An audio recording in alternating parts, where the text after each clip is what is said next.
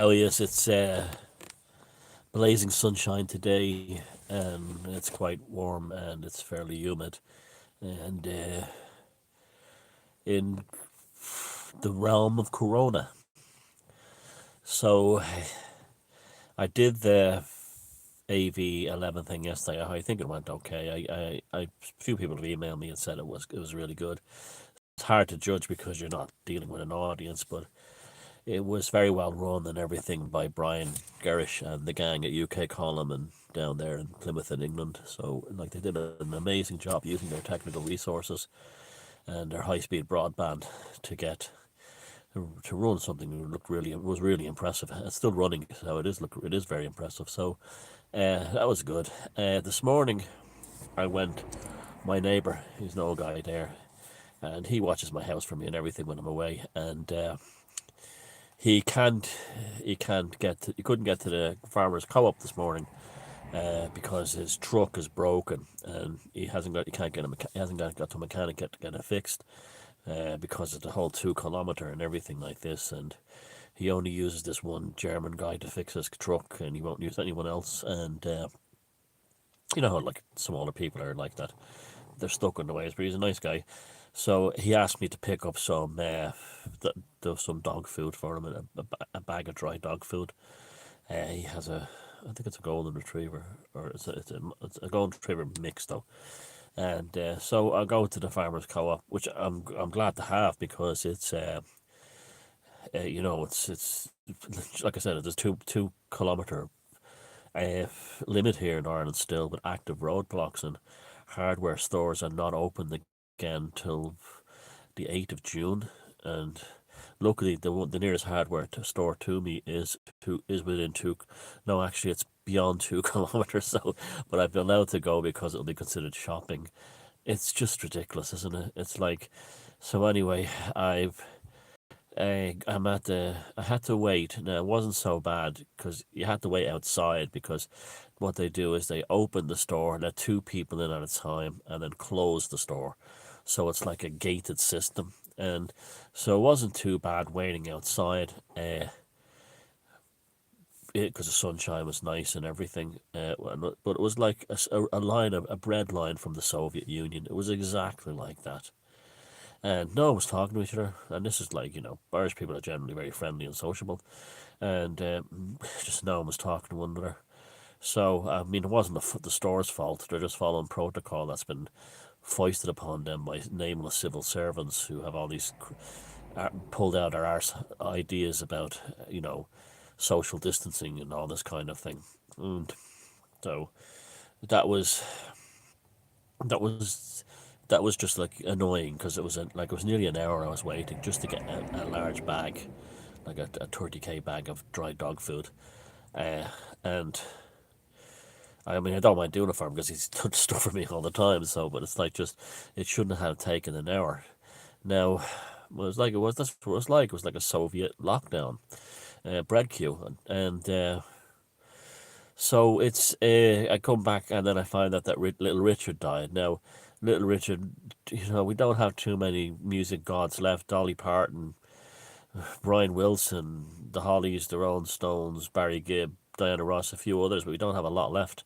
And so if there was no Little Richard, there wouldn't be the rock and pop music that has brought so much happiness to all our lives.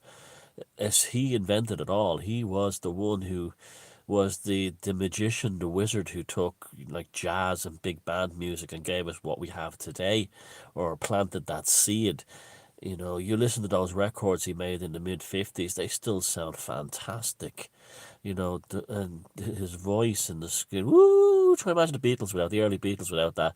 She loves you, yeah, yeah, yeah. That was him, and try to imagine heavy metal or punk without the guitar going. That was him with the piano, using the piano as a drum. Did it, did it, did it, did it, did it, did it, did. And then the stops, the syncopation, and the punches stops to accentuate the melody. It's just like you try to imagine everything from heavy metal, like the like Tommy or punk like Tommy Gun by the Clash, Try to imagine diddle-a-did. You try to imagine that, or the second part of the opening by Bell Bell by Susie and the Banshees. That, or the hard part of the intro to Enter Sandman. And well, all that percussion, that was Little Richard's invented all that with the piano going the 12-bar boogie. So his legacy in music is just unbelievable. And, especially being a black man in the South in America at that time, and then went on to be a global superstar. And, it was he was there was no, he's one of these guys like Bowie that just came from another planet on a spaceship, and we seem to be running out of them. It's a sad thing. These people exploded into our consciousness. They kicked the door down and came charging through. They didn't come in any other way.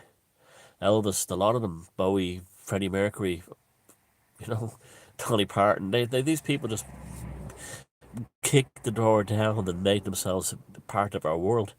So it's like, that's sad. Although 87, of course he was an older guy. And I don't do the whole celebrity thing of like a famous celebrity unless they're truly remarkable artists, and that was Little Richard. Little Richard was a remarkable artist, there's no doubt about it.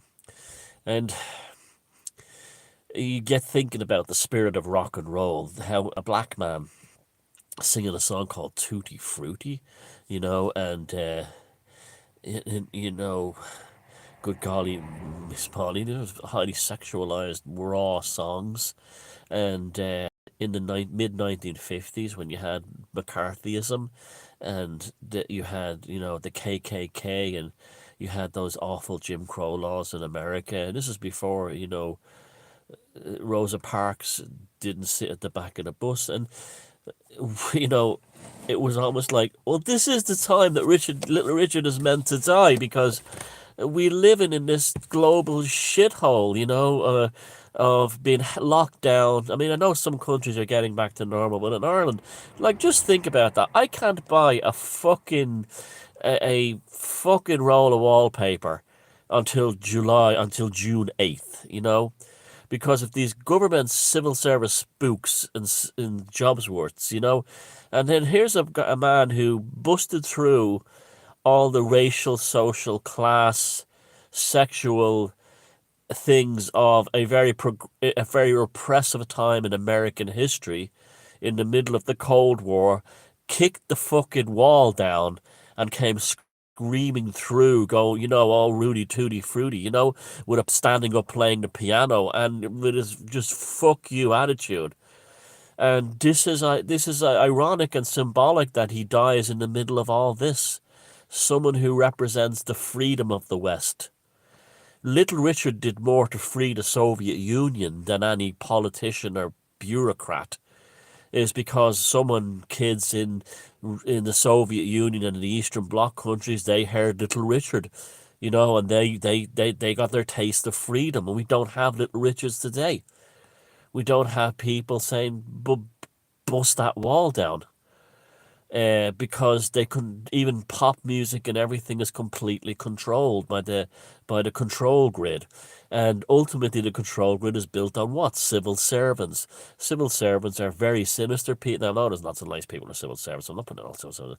But the civil service idea is like they don't serve anyone but the authority. And this is why when the Battle of France ended and you had French civil servants one day taking orders from Charles de Gaulle, the next day from Adolf Hitler. They didn't care. It was the controller. They take that. That's how it's the Orwellian inner party, and these are the ones who are enforcing all these horrible laws and everything on us. Your man, Professor Neil Ferguson, his incompetence, hypocrisy, double standards, and just overall creepiness is a civil servant personified. So we live in a world where we have Neil Ferguson and we've lost Little Richard. It's like, what the fuck has happened now? So there's two ways of looking at this. We're utterly fucked, which I don't believe at all, not for a minute, or there we can actually kick through a new cultural renaissance, and I really do believe that's coming. And a lot of it, I believe, is a subconscious thing by the Jobsworths and the spooks in the civil service to stop this, because if you work in somewhere like a bureaucrat or a civil service, you don't need any talent. It's a perfect job for a psychopath. All you have to do is sit there, wait out your time. Your incompetence is forgiven. Your lack of ethics don't matter, and you just don't have to have any talent or ability. All you have to do is wait for your annual promotions and pay raises until you get to the top, and then you collect a fat pension at the end for basically being completely unambitious and just living off taxpayers. And that's what it is, while ordering people around and getting what you want, control freaks. And that's what that's when you think back to your life, a lot of people you've dealt with, a lot of the most pathological ones you've dealt with were government bureaucrats, public workers, and civil servants, because that's how they are in their own jobs, and that's what they take that into real life. They're the ultimate control freaks, and there's the toxic way of living they carry every way. And this is how they are, and they don't understand creativity and freedom and the desire to, like all these purple-haired homunculi on Facebook and other forums who are banning people, reporting people, moderating people. They're all civil servants because they've nothing to do all day at work except to control other people in any way they can. And so, like, a lot of them are just there's nothing to do. They're like literally paid to DOS on the surf the internet all day, and that's why they're all the moderators and groups like boards.ie and stuff like that, and politics.ie, because they sit there in some civil service office with nothing to do, just waiting for their pay raises and their entitlements, and they moderate these groups, deciding who are playing God on the internet, and this is who's controlling our lives at the same time Little Richard is gone. So it's like everything is epic, everything is mythological. It's like what we think about how it have the soliloquy for fallen kings, how the druid would sit there on the mountain when the fire burned and the chieftain died, and he would have a soliloquy, uh, and a lamentation for the fallen king. And that's what I feel like today, doing a lamentation for the fallen Little Richard, because we don't have those people anymore. Where are they? I want them. I want them back. You talk about that expression I use all the time, putting a song in your heart. Well, there is someone who put a song. Little Richard was someone like Elvis, like so many, like Diana Ross and Dolly Parton and so many others. They put a song in all our hearts. That's the heart of the planet, and humanity doesn't have a song to sing right now, except keep your 2 meter distance. And you see these restaurants with so were we going to reopen with shower curtains around the tables? No fucking way am I going to eat in a place like that. Or a place with plastic around the tables or little cubicles. Go fuck yourself.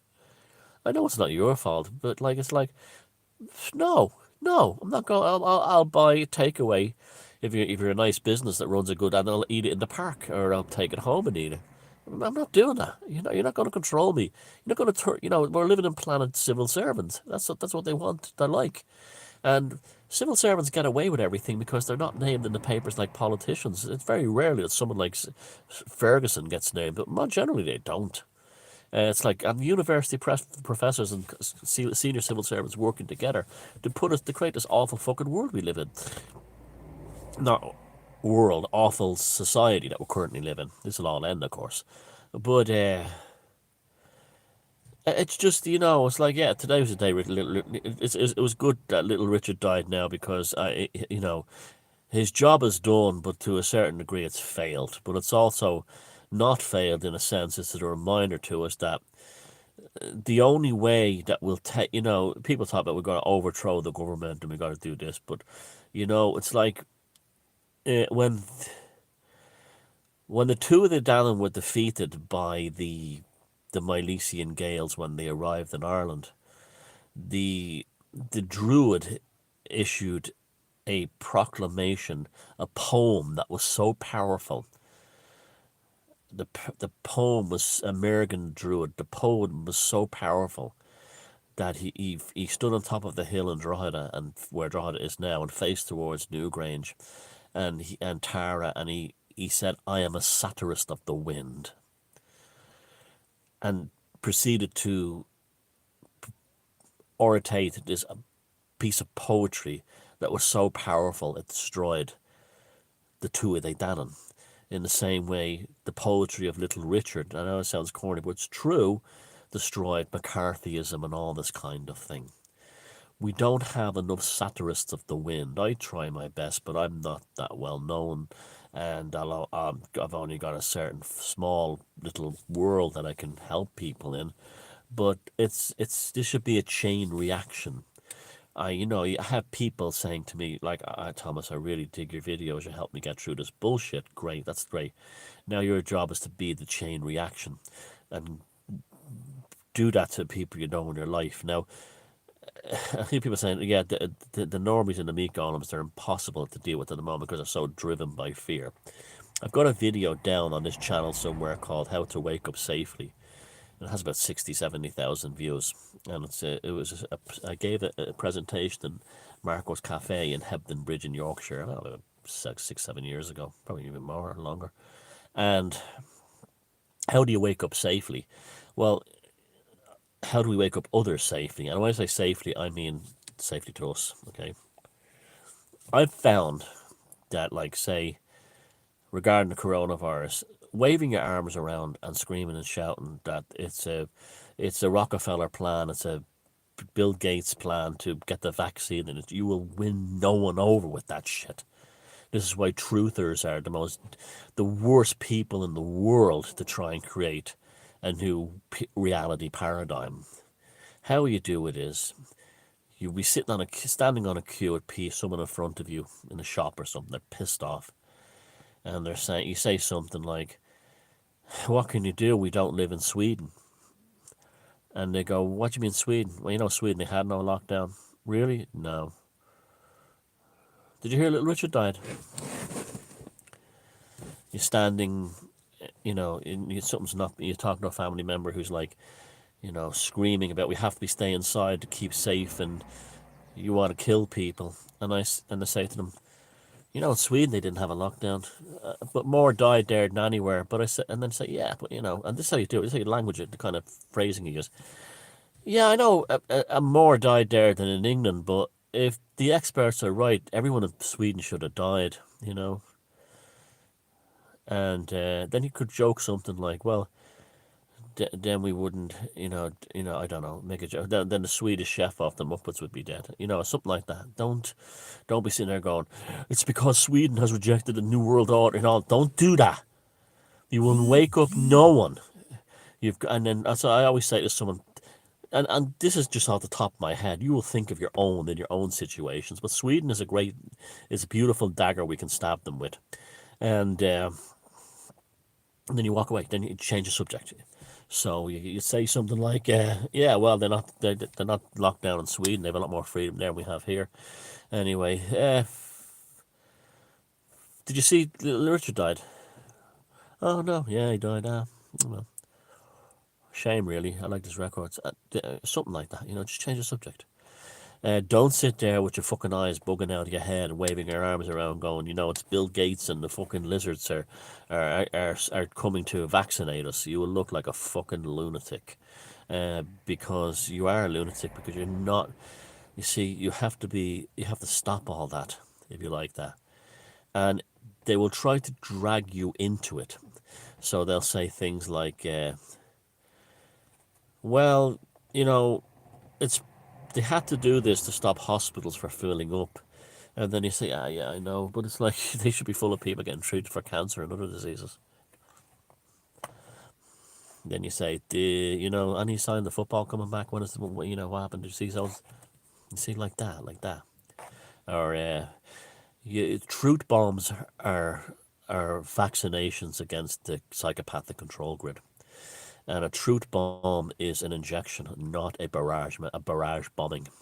So you just slip it in there and you walk away. And if enough of us do that, and there's no 100 monkeys, what we do is we slip in truth bombs. So, you know, yeah, no lockdown in Sweden. Yeah, but more people died there than in England. And you go, I know, but yeah, sure, that's true. But life is full of risks, isn't it? You get into a car, you might get killed. You might get on a plane, you might get killed. You go out on a Saturday night, you might get stabbed. You don't know. Life is full of risks. I guess that's what the Swedes were doing. Geez, the weather's great today, isn't it? I think I'm going to go for a walk. You understand? Don't be sitting there. And don't do things like, say, uh, the whole thing is a big scam. Here's a David Icke video. Don't do that. Don't do that. Here's a video of an Australian police officer sharing. Now I'm talking about the normies now, sharing arresting a woman and her daughter crying in the street, terrified. Don't do it. They won't watch the video. They'll be against it, and then change your attitude. If they come up to you and say things like that, this lockdown is getting me down, and you just say, well, I don't trust the government and politicians and civil servants anyway, so I kind of expected it, so I'm not that bothered. Be wise, show wisdom, show cunning, show, be a truth injection, a truth vaccination. Don't be a truth blitzkrieg, because you just put people away. Be a satirist of the wind. Whisper, talk, have a smile on your face, be good-natured, make people enjoy your company. No one enjoys the company of someone screaming, here's David Icke and here's the video and he's going to show us, and Brian Rose and him. No one wants to be around you. No one likes you. You're not likable, and they're not ready to open up. So, but anyone who says something like, oh, for fuck's sake, now here's one. Sweden didn't have a lockdown. We still have to fucking deal with that band Europe. A joke. You understand? This is no lockdown in Sweden, and the fucking band Europe are still touring. We still have to listen to the fucking final countdown. You understand? That's how you do it. Not putting down Europe, but you know what I mean. You can make a joke like that. But there's an irony for you. Sweden, it's like, and that's how you do it. And it's the jokes. There's some good truth jokes you can use. The classic one, like those classic ones, like the fella who jumped off a cliff and died of Corona-19 virus. That's like you can do all that kind of stuff. And but must not be fear based. It must not be hysteria. It must not be like too many of these truther types do that, and they put everyone off. I think I've reached people because I'm good-natured and I'm a laugh and a bit of fun, and that's probably what makes me more dangerous than anyone else. And that's probably what I have absolutely no doubt that I have been targeted and been on the end of more smear campaigns than anyone else, for the simple reason that I can deliver the truth bomb followed by a joke, and ordinary people will listen and then they'll have a smile on their face after they've heard my joke. And I tell people, don't worry, it's going to be okay, and to take care of yourself. And there's two types of people that don't want me to be like to tell people this. The first bunch are the control grid itself, who want you all in terror. And the second bunch are the speculators of the alternative movement, who want you in terror and feed the addiction to you so you continue to support them. I won't do that. I'll never do that. I don't do that. And I think that's what makes me ultimately the most dangerous of them all, coupled with, and I don't jump on every truth fad. I'll say that's a lot of bollocks if it's a lot of bollocks, and then talk about the stuff that I don't think is a lot of bollocks. But I'll always have a smile on my face and good humour, and I talk to people like I would talk to them in a pub.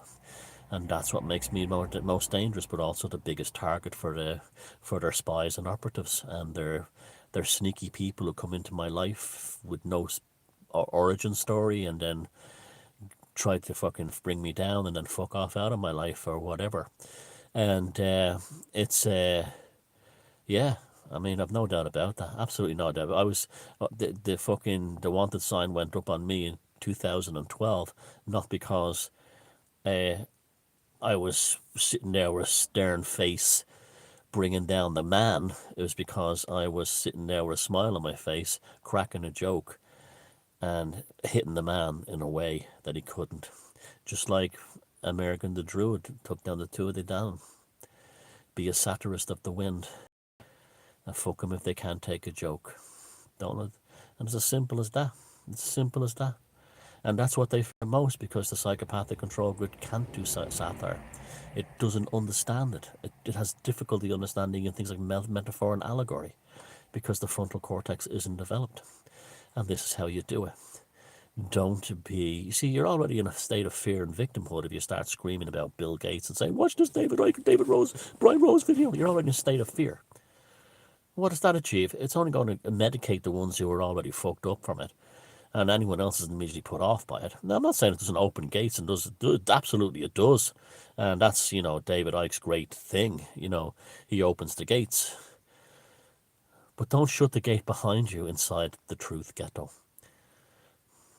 That's the important thing. Open the gates, walk in, pick from the orchard of knowledge, and bring the apples out one by one into the wider world. Okay? Take care. See you later. Bye bye.